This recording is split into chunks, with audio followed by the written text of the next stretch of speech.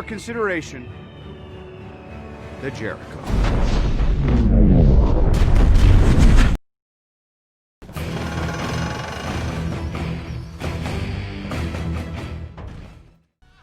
Just 10 years before, Marvel had released its first movie Iron Man, which showed us the extent of advancement in the technological world. When you talk about or even think about Iron Man, the first image that pops up into your head is the legendary red and gold suit of armor. It's undeniably the defining aspect of the character. The Iron Man suit that the Tony Stark wears in movies could not possibly be made up of iron. There are a few reasons behind that, namely the fact that iron is extremely heavy and dense metal. It also rusts very easily.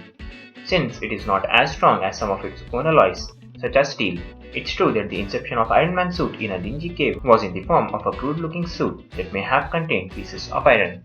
However, as stylish and efficiency-centered as Tony is, he quickly discarded the idea of using iron to make his suits and instead used something else. To make a stylish and efficiency-centered suit, his options included the nitinol, an alloy of nickel and titanium. This could be used due to its being a fairly strong metal that is relatively resistant to heat and impressively light. Also, it is capable of healing. It can deform at certain temperatures, true, but it can also regain its original shape once heated beyond the transformation temperature. Another alternative is single crystal titanium, which is a customized variety of titanium that is extremely hard, resistant to corrosion, and withstands significant levels of heat. It is becoming increasingly popular in the aviation industry for construction of jet engines to withstand bird strikes. That brings up a weird question. Have you noticed that they have never shown Iron Man striking into a bird in any of the movies? It seems like it would be bound to happen at some point. Well, after we make the exoskeleton, we need to stabilize the inside layers of the suit by inserting cushions into the suit. The cushions could be made from carbon nanotubes. These are tiny pipes that are about a billionth of a meter in width. Carbon nanotubes are also called as single-walled carbon nanotubes, which are one of the allotropes of carbon, intermediate between Fullerene's cages and flat graphene. Now let me break down the things we cannot do. Then I will treat you to some really awesome stuff that we can do. The flight. We just cannot have a flying suit like the Iron Man's.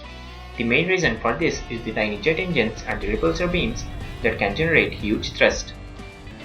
In the movies, however, Tony uses a system of direct chemical thrust and repulsor beam to achieve true horizontal flight in all. But the first suits, which were almost never depicted horizontal anyhow. It is repulsors which aid in horizontal flight and vertical thrust. Repulsors are also used as weapons in most suits, rippling what they hit. In the Iron Man Mark I armor, Tony used what was essentially either compressed air or possibly a hydrogen peroxide fuel gem system, similar to what is used in modern jetpacks. He could not truly fly, but could make large jumps. But in his advanced armors, such as the new red and gold Mark 8 armor, he used the chemical or repulsor hybrid system with great efficiency, allowing much higher top speeds and huge bursts of speed. All later armors are generally variations of this system, with different tweaking for greater speed or higher payload to lift heavier armors like Hulkbuster or optimized for space. Repulsor beam. One of the key components of the Iron Man suit is its repulsor beams, and that is a kind of technology we may not have anything like for a long time. The only logical explanation is that they are some kind of gravitation manipulation. This is so far out of our current technology that we cannot even begin to guess how it would be done. Arc reactors. It is not entirely clear how a suit reactor works. It is smaller than a soda can but can produce more power than the miniature nuclear reactor on a Virginia-class nuclear submarine.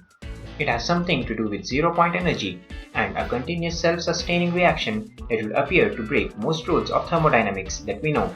It could possibly be some kind of cold fusion reaction. But again, we have no clue how to even begin doing this in such a small size. No reaction is 100% efficient, so the waste heat alone from a reactor would be enough to cook the person inside the suit. Okay, so that was a letdown. What could we do? There is a lot actually. Adam Savage from Mythbusters does whatever he wants. He succeeded in printing the Iron Man armor pieces in titanium and then adding the jet suit from the Gravity Industries on top of that. Yes, there is a real-life flying suit. It uses multiple small jet engines to provide enough thrust for a human to fly. But the main question is, can a normal human being fly in this suit?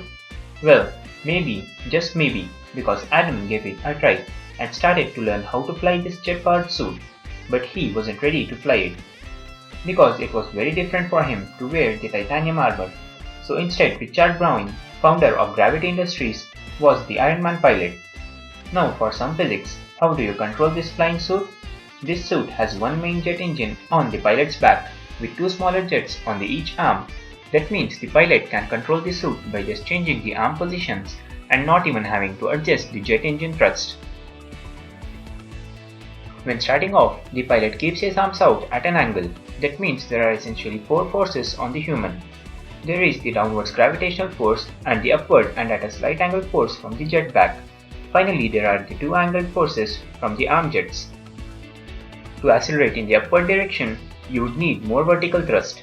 Without changing the jet engine throttle, you can just pull your arms in, closer to your body. Doing this will produce a smaller force angle to produce a great vertical force. Similarly, to accelerate forward, you need to air your jet hands towards the back, just a little bit. Depending on the angle of the back jet, you might even be able to point your arms straight down. So, in conclusion, we cannot clone an Iron Man armor, but yes, we can replicate it for some extent.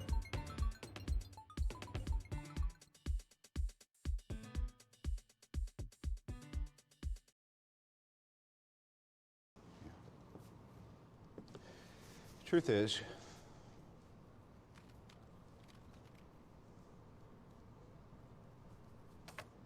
I am Iron Man.